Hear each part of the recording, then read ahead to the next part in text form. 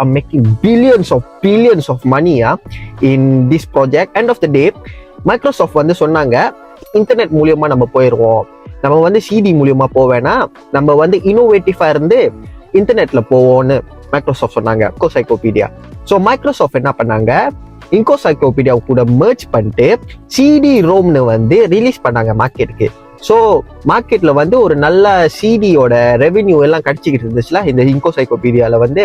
So but இன்கோசைக்ளோபீடியா வந்து deny பண்ணாங்க, ஏன்னா சிடி வந்து பயங்கரமா காசு பண்ணிக்கிட்டு இருந்துச்சுன்னு சொல்லிட்டு. இன்கோசைக்ளோபீடியாவும் மைக்ரோசாஃப்டோட பேச்சு அவங்க கேட்கல.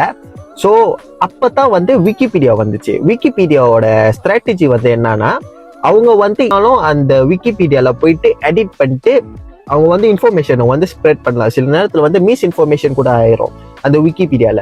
ஆனா விக்கிபீடியாவோட ஸ்ட்ராட்டஜி இன்டர்நெட் மூலியமா போகணும்னு சொல்லிட்டு இன்னோவேட்டிவா இருந்து அடாப்டபிலிட்டியும் வந்து கன்சூமர்